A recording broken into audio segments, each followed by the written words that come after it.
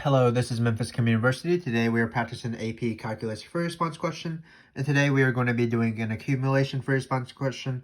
So these are your rate in, rate out questions. Today we are doing difficulty number 8 out of 10. So we started with difficulty 1, which was just general rate. We did some rate in, rate out questions in difficulty 2 and 3. Later on we had lost the use of a calculator, things like that, and we slowly progressed the level, and now we are doing difficulty number 8. So this question is going to be weird in two senses. The first one is that it's a little bit harder than normal FRQs because just the wording is a little bit weird. But once you master the wording, you'll see that the free response question actually isn't that bad. And also the situation of the free response is pretty weird.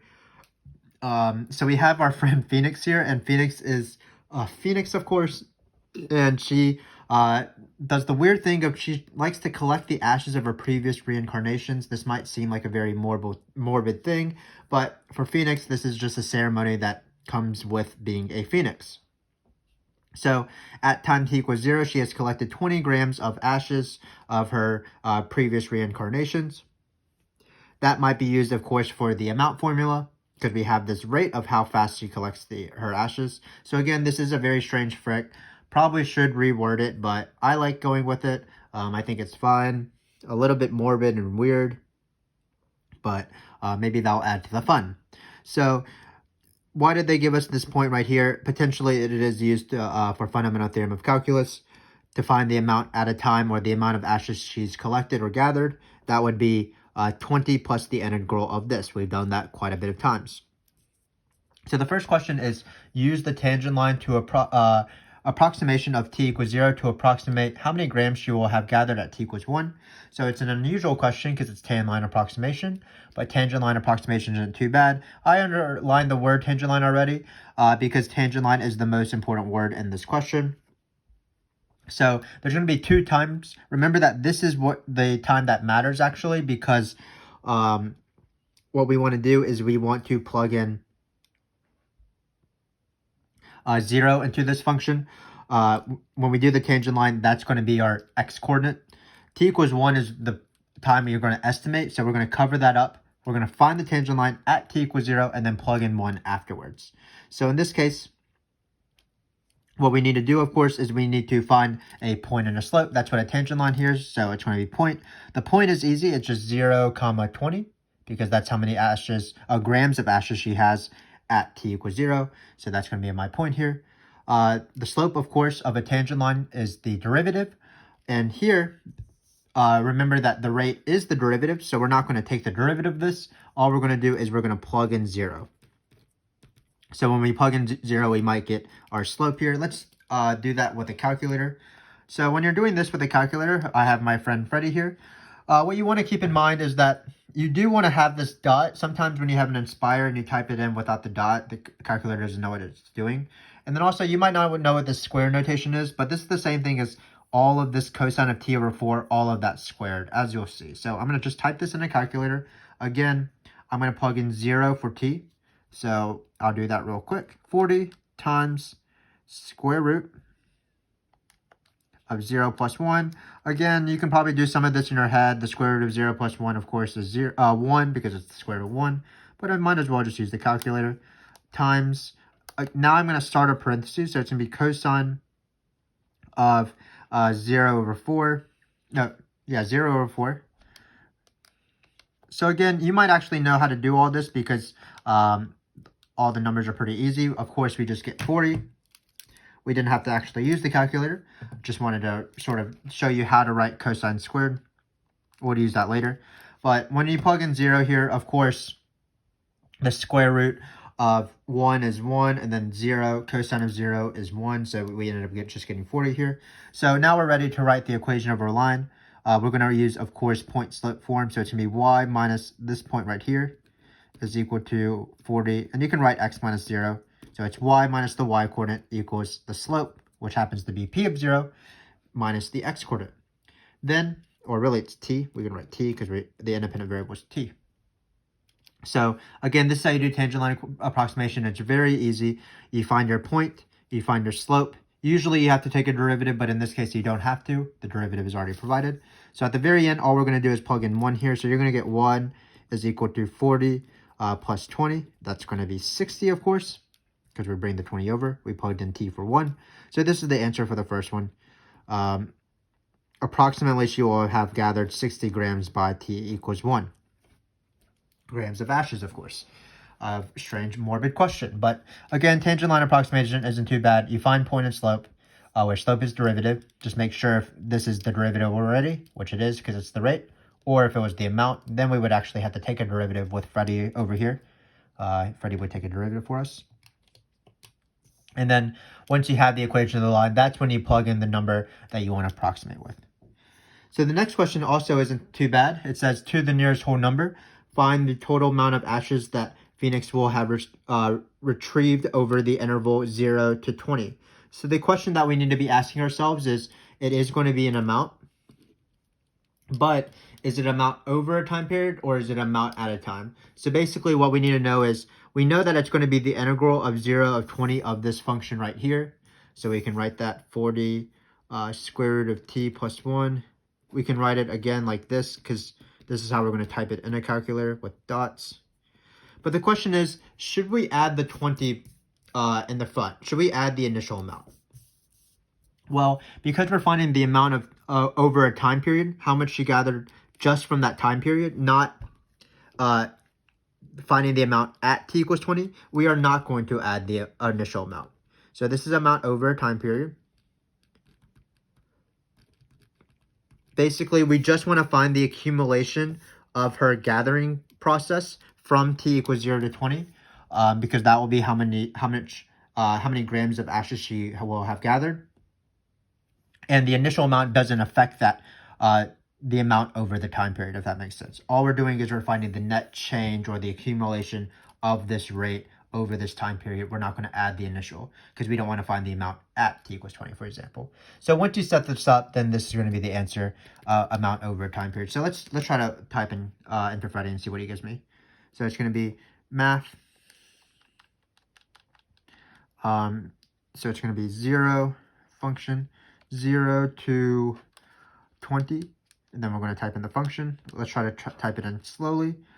Square root of x plus 1. Leave the square root. I'm going to write times.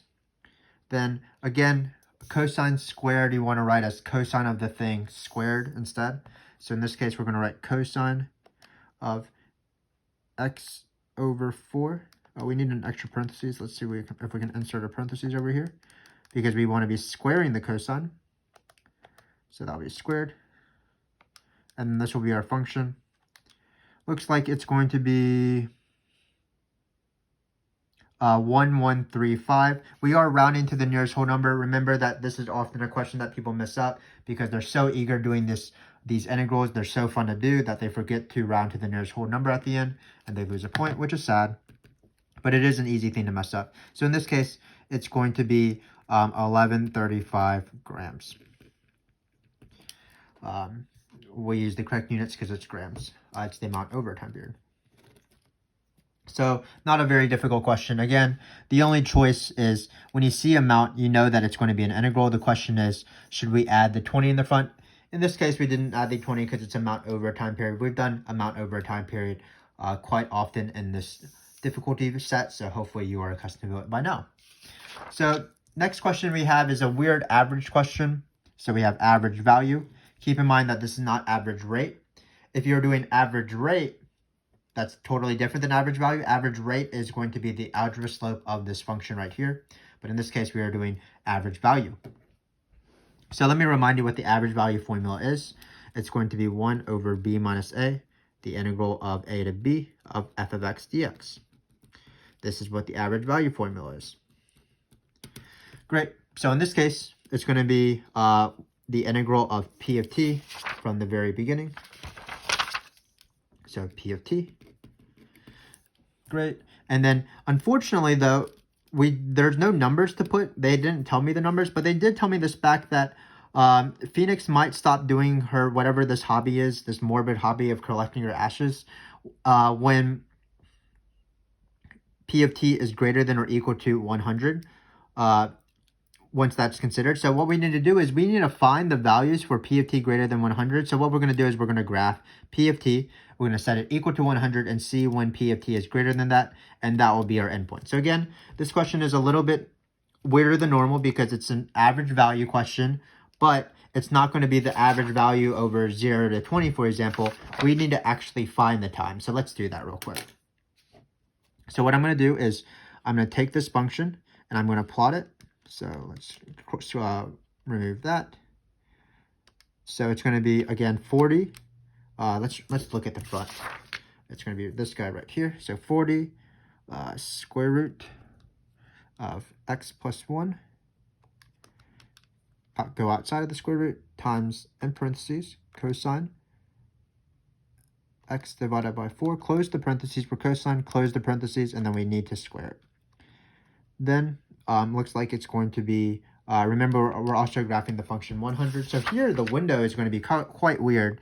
What I need to do is I need to make the y pretty big. I'm going to make it like 170 or something. Because it looks like we're going to have some big y values. For the x values, because we are on the interval 0 to 20, let's change it to 0 to 20. So let's change this to like 21, for example, and let's just see what happens. We don't need the y-score to be this much. We can change it to like 10 or something. So it looks like our function is going up. So this is what P of t looks like. That's great. And then this is the line 100. So notice this is what times we actually want when we do our integral. So all we have to do is we have to find the intersection points. So intersect left, second curve is this. Then we have, so this first point is t is equal to, so first off, we're setting where P of t is equal to 100. Because we want to find this interval. The first one number is t is equal to 4.2446, if you can read that. Then I'm going to go over to the second point. So I'm going to scroll over here. Then it's going to be here, here, here. And then it's going to be 15.200. So again, this question,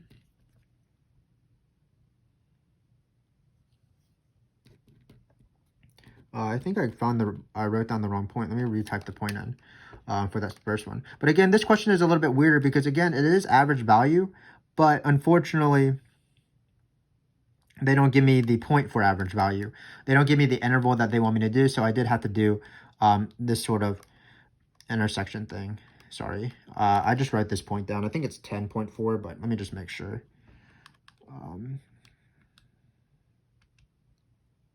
Yeah, 10.42. I don't know why I wrote this, so it's going to be 10.42446.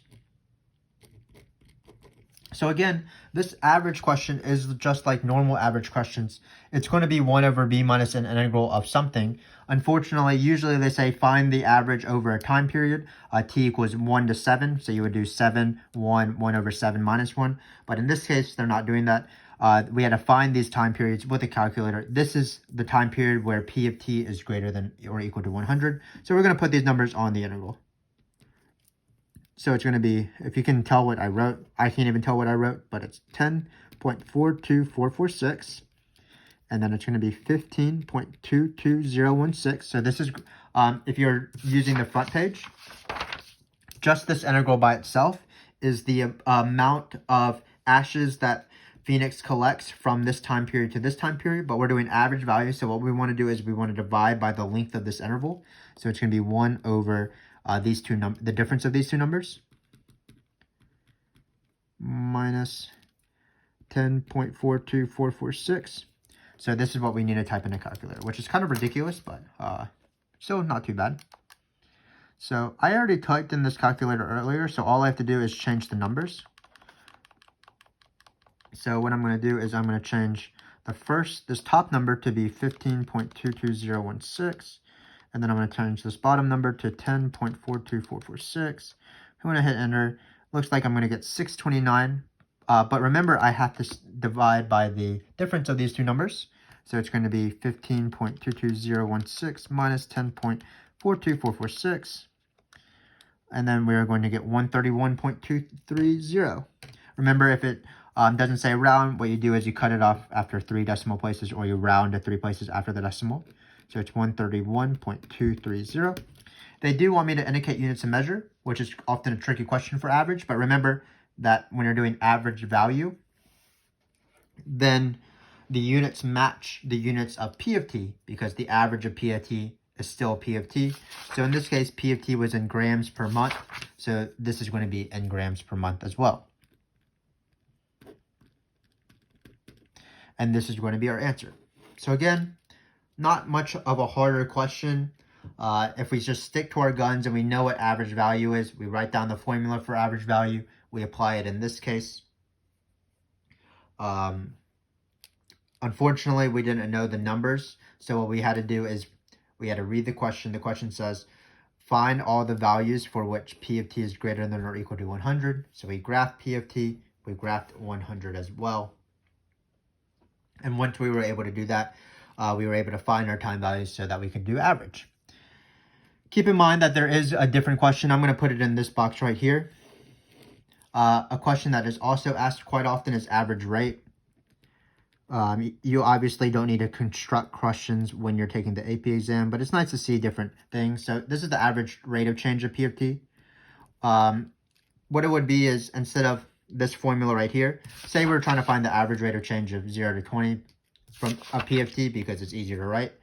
Remember, average rate of change is usually algebra slope. So that'd be P of 20 minus P of 0 over 20 minus 0. So again, what my students really confuse is the average value formula, which is this and this in this case, and average rate, which is algebra slope usually. So just be careful with that. Average value of anything is 1 over b minus a, the integral of that thing. Average rate, instead of calculus slope, which is the instantaneous rate of change at a point, average rate of change is going to be the algebra slope of this function. And then what would be the units of this function? Well, rate is still a rate, so that means you would divide by a time period. P is already in grams per month, so then you would divide by a time period, that'd be grams per month squared. So if you had to do this, you would be this. So again, just be careful when you're doing average value versus average rate. Now we have this weird, strange question. This is why I wrote the free response question, for this one inside joke, but it wasn't very good, and I made a very morbid question now. But we're almost done with it, so might as well finish. It says, after the end of this time period, Phoenix will rise from the ashes. This is the joke that we have, that Phoenix will always rise from the ashes even when she is struggling. I hope you guys know that too. Even when you're struggling, eventually you will rise from your ashes. If she collected more than 400 grams over any 3-month time period from t equals 0 to 20, will she rise from the ashes? So this is a very strange question, not just from the wording, but also how to do it. Basically, what we want to do is we want to know if between any 3-month period, so a time period, say from 9 to 12, t equals 9 to 12, because that'd be a 3-month time period, will she have collected 400 grams in that time period? Well, when we consider this question, how do we find how much she collected over a time period? Well, that's going to be the amount formula over a time period. We actually did a similar question in part B. How much ashes did she sort of collect from time being 0 to 20? So in this case, what we want to do is we want to do the same thing. We want to find the integral of some number plus that number plus 3, because that will be a 3-month time period. And what we're going to hope for is that somehow we're going to do this integral and it's going to be greater than 400, and then we're going to be good.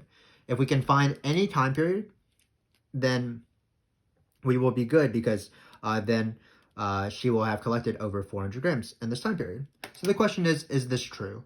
So when we go about this, we can actually choose an infinite number of choices for this time period. We could choose 0 to 3. We could choose 1 to 4. We could choose 17 to 20. We can do even decimals, so we can do something like 16.5 to 19.5. The question is, what should we do? And when we look at this graph, so let's look at this graph again. Hopefully you can see it. I'm going to cross out the 100 because we no longer need it. Let me clear this guy. So when you look at this graph, you can choose any time period, but what we want to do is we want to choose the time period that gives us the most area, because the area is going to be the integral. So notice if you choose a time period from like here to here, you're not going to have a possible chance of it being more than 400 grams because there's so little area over here. So it looks like what we want to do is we want to choose an area somewhere around here, somewhere in the middle zone. So if you count tick marks, this is around 11 to 14, because remember that we're going from 0 to 20. So this is around 11 to 14. So I'm going to try that interval, and I've done this question, so I know it works unless I did it wrong. So basically what we're going to do is we're going to take this integral that we've been working with, and then this is what P of t is, and we're going to hope that when we plug in any numbers that are 3 apart, we're going to get something that is over 400. So again, let's try 11 and 14. So we're going to try 11 and 14. So 11 and 14. And notice when we do this, we do get 420.591, a strange looking number. Sort of a unique number, but when we have 11 to 14, so this is a valid time period because this is a time period for that is 3 months. This would be 11 months and then to 14 months. 14 minus 11 is 3. So when we do this integral, it is 420.591. So that is greater than 400.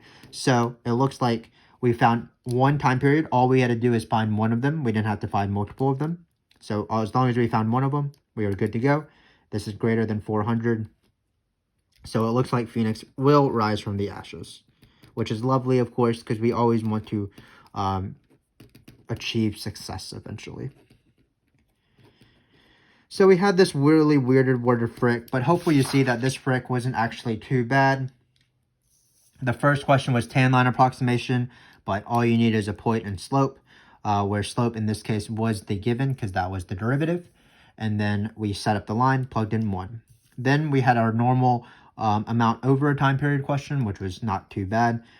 We just typed this in a calculator, 0 to 20. We didn't add the initial amount because we wanted to find the net change of the rate from t equals 0 to 20. We did also round to the nearest whole number because it asked us to. Then we had a very standard average question. So average is 1 over b minus a, the integral of the rate. Or not the integral of the rate, but the integral of whatever you're taking the average of, in this case, the rate, because we want to find the average value of P of t, which is your rate. So it's 1 over b minus a, the integral of f. But in this case, they didn't give us the time period, which they usually do, which made it a little bit weirder. But what we did is we just said, well, we know that the time period is this time period right here. So we graphed P of t, graphed 100, and saw where P of t was greater than 100. It was from this time period, t equals this number, to t equals this number. So we just did average for those two numbers. Then we saw, this was not asked of us, but we saw the difference between average and average rate being algebra slope. We also mentioned the units of both of these.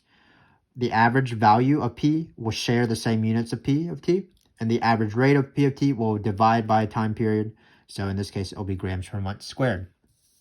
Finally, we had this weird question where we had to see if the total amount over a time period, this formula right here, exceeded 400 for any 3-month period. And what we did is we looked at the integral, sort of eyeballed it in the graph of the calculator, and we just chose two numbers where it looked like the area would have been biggest, the area under the curve between the curve and the x-axis. So we chose 11 and 14, and that gave us 420.591, a fun little number there. That's greater than 400, so we were good to go. Phoenix will indeed rise from the ashes. So hopefully you enjoyed this frick and you did not find it too morbid. Remember, Phoenix is some sort of mythical being where her life is a little bit different than our lives. But hopefully this was useful for you. We got to practice tan line approximation, amount over time period, average as well. Continuing on, if you want to watch our next video, that's going to be our famous piecewise function. So these accumulation free response questions, once they're piecewise, they're a lot bit harder. And in that free response question, it is not as morbid as this one. It is still equally weird, but it involves cereal as opposed to ashes. So if you want something sort of to cleanse your soul a little bit, then watch that video. But hopefully this was still useful for you. The goal of these videos is for you to dominate accumulation free response questions, even if the questions are worded as weird as this one. I hope that you eventually will rise from your own ashes, whatever that may mean. And thanks again for watching.